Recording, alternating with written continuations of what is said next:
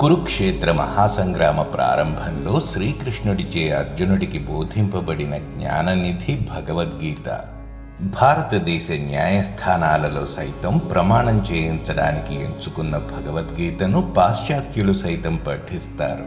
ఇక మరణం అంటే ఏమిటి, ఆత్మ అంటే ఏమిటి, పునర్జన్మలున్నాయా, ఉంటే చనిపోయిన వారు ఎలా, ఎప్పుడు, ఎక్కడ పుడతారు లాంటి నిగూఢమైన రహస్యాలను విప్పిజెప్పే మహోత్తర గ్రంథరాజం శ్రీమద్ భగవద్గీత.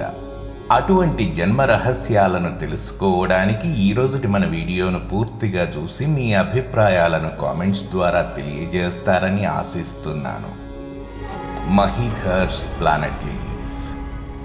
ఒక ఆత్మ తల్లిదండ్రుల శుక్లశోణితాల కలయిక వల్ల ఏర్పడిన ఒక సంయుక్త బీజం అంటే జైగోట్లోకి ప్రవేశిస్తుంది.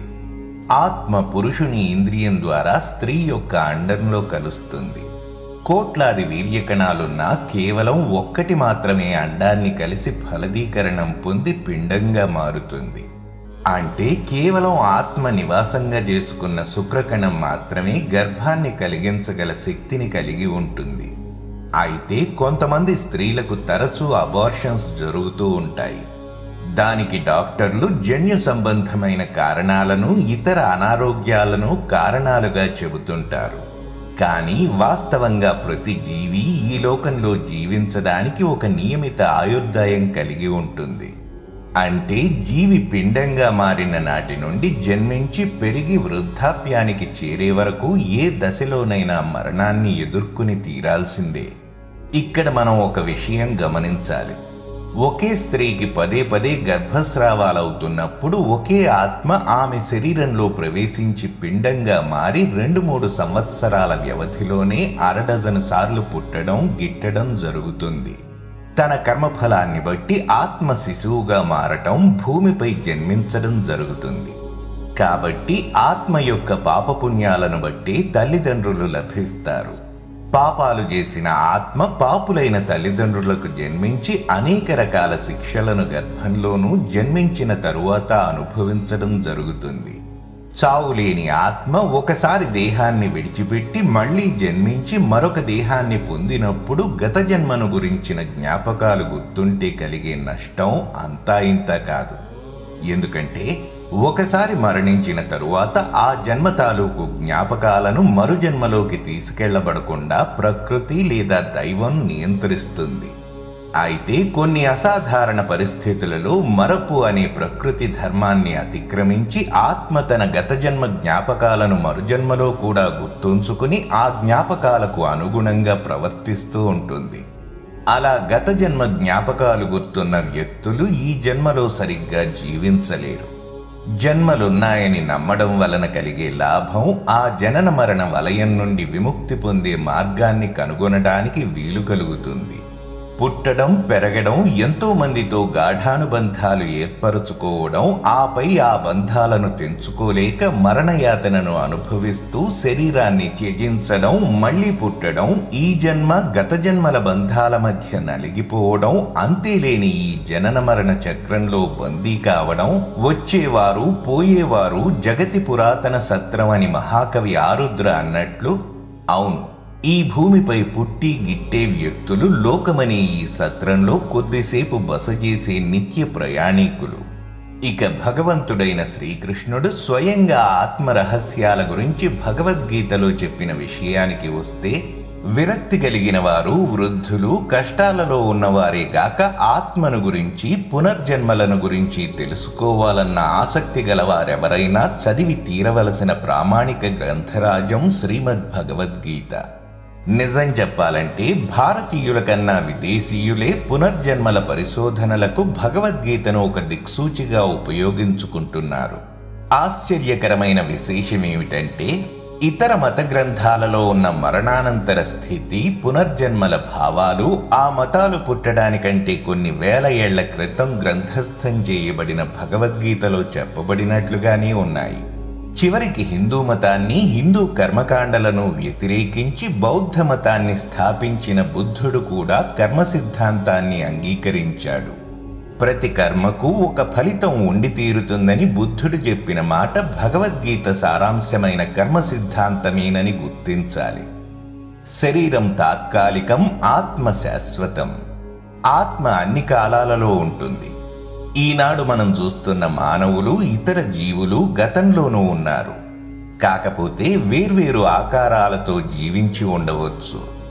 జీవుడికి బాల్యం, యవ్వనం, వార్ధక్యం ఉన్నట్లుగానే మరణించిన తరువాత మరొక జన్మ ద్వారా మరో శరీరం కూడా ఖచ్చితంగా ఉంటుంది. ఆత్మ ఎవ్వరి చేత చంపబడలేదు, ఎవ్వరినీ చంపదు. మనుషులు చిరిగిన వస్త్రాలను వదిలి కొత్త వస్త్రాలను ఎలా అయితే ధరిస్తారో అదే విధంగా జీవుడు ముందు జన్మలోని శరీరాన్ని వదిలి మరు జన్మలో కొత్త శరీరాన్ని ధరించడం జరుగుతుంది. ఆత్మను శస్త్రములు గాని అస్త్రములు గాని ఛేదించలేవు, అగ్ని దహించలేదు, నీరు తడుపలేదు. ఆత్మ సర్వవ్యాపి, నాశరహితము. ఇంద్రియములకు ఆత్మ గోచరము కాదు. అంటే ఆత్మను చూడలేము, స్పృశించలేము. అందుకే పుట్టిన వారికి మరణము తప్పదు, మరణించిన వారు మరల జన్మించక తప్పదు. ఈ ప్రయాణంలో మానవులు తాము చేసిన పాపపుణ్యాలకు ప్రతిఫలాలను స్వర్గ నరకాలలో అనుభవించి కర్మఫలం పూర్తి కాగానే మళ్లీ జన్మిస్తుంటారు.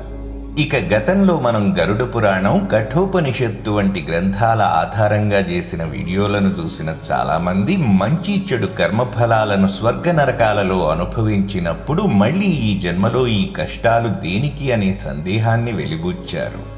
కష్టాలు అనుభవిస్తున్నవారు అంటే కురూపులు, అంగవైకల్యం గలవారు, నిరుపేదలు, గత జన్మలలో చేసిన పాపాలకు నరకంలో శిక్షలను అనుభవించి ఇంకా స్వల్పంగా మిగిలిన పాపాలను అనుభవించడానికి అలా జన్మిస్తారు. అలాగే గత జన్మలలో పుణ్యాలు, మంచి పనులు చేసిన వారు స్వర్గంలో సుఖాలను అనుభవించి మిగిలిన కొద్దిపాటి పుణ్యఫలాన్ని అనుభవించడానికి సౌందర్యవంతులుగా, మేధావులుగా మరియు సంపన్నులుగా పుడతారు.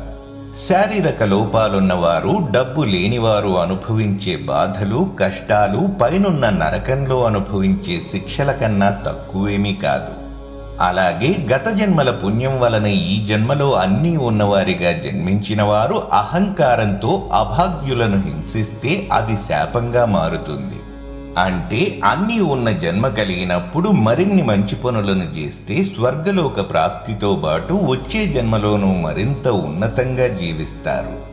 దేవతలను పూజించేవారు మరణానంతరం దేవలోకాలకు చేరతారు. భూత ప్రేతాలను పూజించేవారు క్షుద్రమాంత్రికులు, హంతకులు, పిశాచాలుగా మారి ఈ భూమిపైనే సంచరిస్తూ ఉంటారు. వారికి పునర్జన్మ లభించక స్వర్గం, నరకం లేని ఒక దుస్థితి ఏర్పడుతుంది. అటువంటి ఆత్మలే బలహీన మనస్కులను ఆవహిస్తాయి. దానినే దయ్యం పట్టడం అని కూడా అంటారు. వాయువు వాసనలను ఒక చోటి నుండి మరొక చోటికి తీసుకుపోయినట్లుగా దేహానికి యజమానైన జీవాత్మ ఒక శరీరాన్ని త్యజించేటప్పుడు మనస్సు, ఇంద్రియాలను గ్రహించి వాటితో పాటు మరొక శరీరాన్ని పొందుతుంది. ఈ అంశానికి తిరుగులేని రుజువు అతి చిన్న వయస్సులోనే గణితం, ఈత, డ్రైవింగ్ వంటి విషయాలలో అసమాన ప్రతిభను చూపే పిల్లలను చెప్పుకోవచ్చు. ఇటీవల విజయవాడలో అక్షయ, సువీర్ అనే 5 సంవత్సరాల లోపు చిన్నారులు కృష్ణానదిని ఈదారు. సరిగ్గా నేల మీదనే అడుగులు వేయలేని చిన్నారులు, గజ ఈతగాళ్లు మాత్రమే ఈదగలిగే కృష్ణానదిని ఈదటం పూర్వజన్మ వాసన కాదంటారా?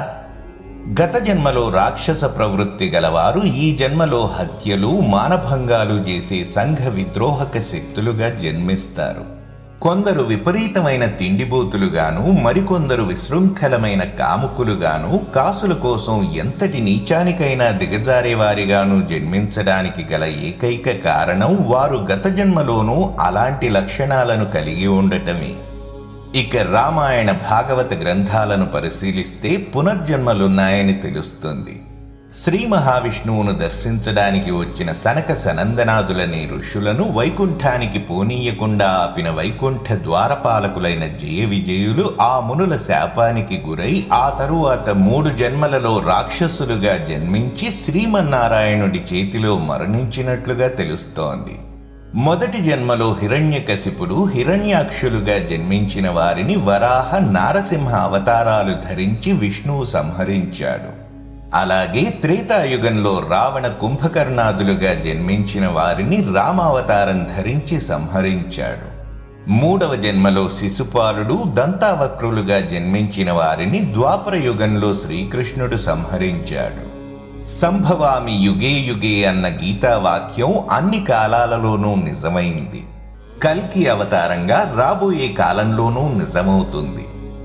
ఓం నమో భగవతే వాసుదేవాయ. మరిన్ని మంచి వీడియోలతో మళ్ళీ మీ ముందుకు వస్తాను. మరి ఆ వీడియోలు మిస్ కాకూడదనుకుంటే మన ఛానల్ను సబ్స్క్రైబ్ చేసుకోండి.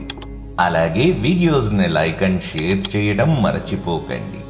మీకు తెలుసుకోదలిచిన విషయాలను క్రింద కామెంట్ బాక్స్లో తప్పక తెలియజేయండి. వీడియో క్రింద డిస్క్రిప్షన్లో పొందుపరిచిన మన సోషల్ మీడియా లింక్స్ కూడా ఫాలో అవుతారని ఆశిస్తున్నాను.